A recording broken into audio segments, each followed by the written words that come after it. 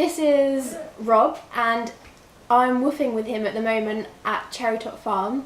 I'm just going to have a quick discussion with him. So, tell me about woofing. How you got into it, your best bits, worst bits. Well, it started off with last century, at the end of the last century in Mexico, but I first got into it in Guatemala, quite by chance, just looking at a bulletin board, and so it was like, well, I didn't know what it was, so I got directions, went out on a bus and worked on this commune, picking coffee. Yeah. And I haven't stopped since. Yeah, so what is it about woofing that you enjoy? It's a university, it's an education. I've learned so much. Although I've had a farm, I've learned more woofing than I ever knew in farming. You meet some fantastically interesting people, you get new ideas, you get ideas about cooking and how you're going to organise your house and things are going to change in your life. Mm-hmm. And you come back, you feel like you've been born again.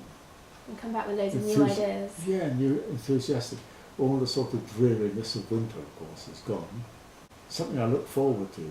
After a few months, I think, oh, where am I going to go? What am I do? And here I am at my first woof of the year. But you asked me my worst one that I can recall. I think was that the one in New Zealand I went to, and I was getting on then in the 60s. And this guy asked me to dig a trench for his irrigation, big irrigation pipe, and I got down about 3 feet, and I'd done about 5 or 6 feet.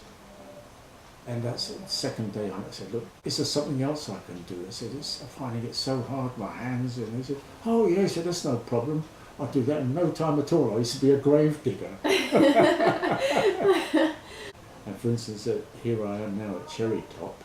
It's the food you eat and a fantastically interesting couple that run it. They're so sort of interesting, and you feel part of a family with your feet under the table. Yeah. It's very quickly, immediately feel you belong, and you're touching the ground, and you're connected to the web of life.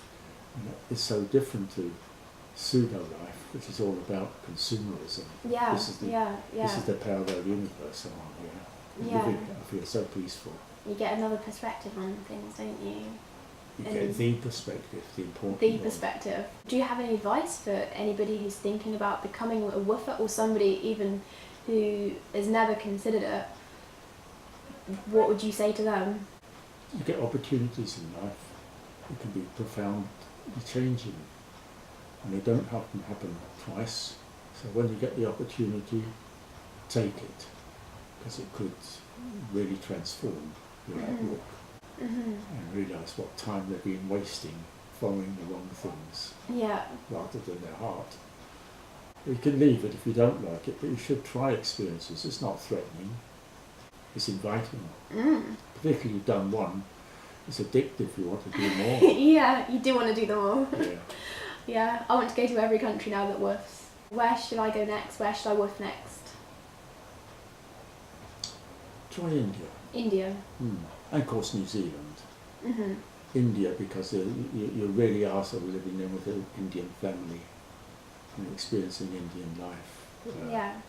And seeing the world through a different pair of eyes as to how they think and how they live and how happy they are, how curious, how much they take you in. There's this kindness of strangers. They don't have to.